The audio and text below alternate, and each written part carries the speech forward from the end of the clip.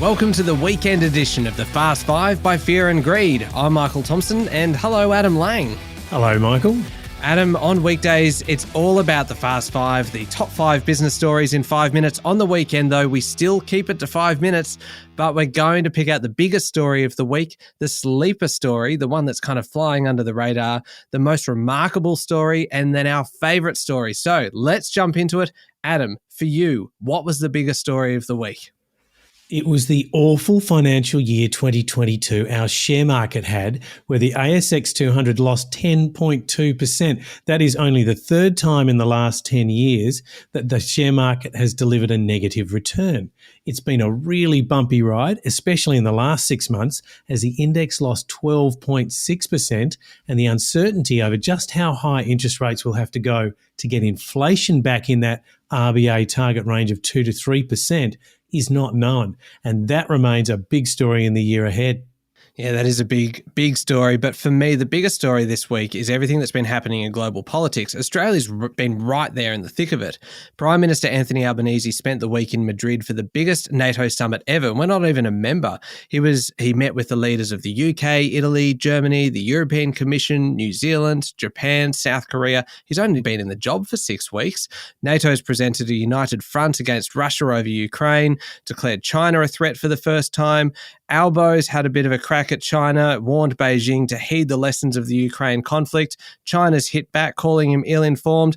A massive week and a massive story. Let's move on to the most remarkable. I might jump into this one if I can. The fact that an Australian bank can just shut down, hand back deposits and sell its loan portfolio is pretty remarkable. I'm talking about Volt, which is the neobank that called it quits this week.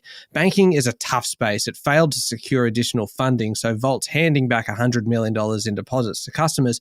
You'd have to say that the neobank experiment has failed because 4 were given licenses in 2019, 2 are gone, 1 was sold to NAB, and the other one that's still trading, its shares are about half of its peak from last year. The neobank experiment really hasn't worked. It is remarkable, Michael. The job vacancy data for May was my remarkable story of the week. It was released this week by the Australian Bureau of Statistics. There are an estimated 548,000 registered unemployed and 480,000 job vacancies. That's an average of 1.1 unemployed people per job vacancy.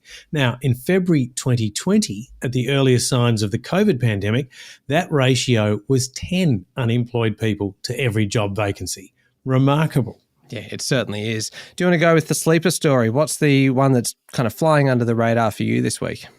Right. Well, this week there was some very interesting data released by the Australian Finance Industry Association on buy now, pay later spending. Australians have spent $11.9 billion last financial year, and that's more than double 3 years earlier.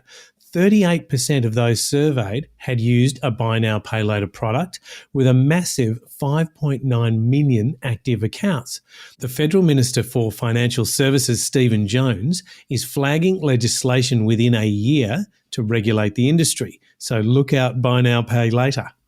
All right, my sleeper story is a little bit unusual. Origin Energy was fined $17 million in the federal court this week after failing to look after customers who were suffering hardship. The issue here, Adam, is automation, basically. Origin had automated processes in place that didn't take into account the hardship being suffered by customers, like increasing payment amounts without considering whether the customer could actually pay it.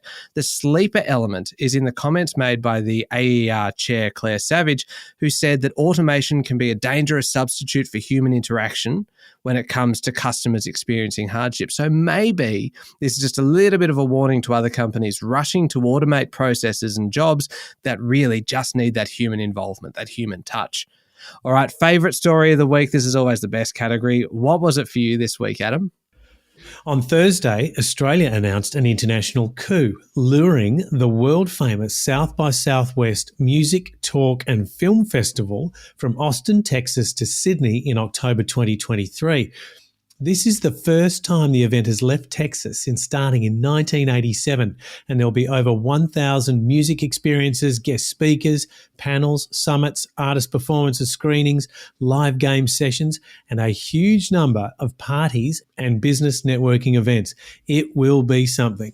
Gotta love those business networking events, don't you, Adam? With bands. You bet. That's right. The favorite story for me is a story that's got everything. It's a cracker of a mystery. It's got technology. It's got international intrigue. And the best part of it all, it's on the moon.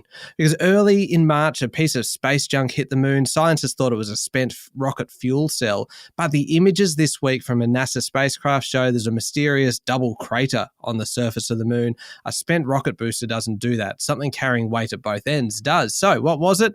An independent expert says it was China, maybe part of an old lunar mission. NASA agrees. The best part is China's denying it. They say it wasn't them. So basically, the geopolitical tensions, US v China, they've now reached the moon. So that's my favourite story for the week. That's brilliant. All right, there we go. 5 minutes and pretty much everything you need to know in the world of business and a few other areas as well. Thank you very much, Adam. Thank you, Michael. We'll be back on Monday morning with the top 5 business stories in 5 minutes. I'm Michael Thompson, and this is the Fast 5 by Fear and Greed.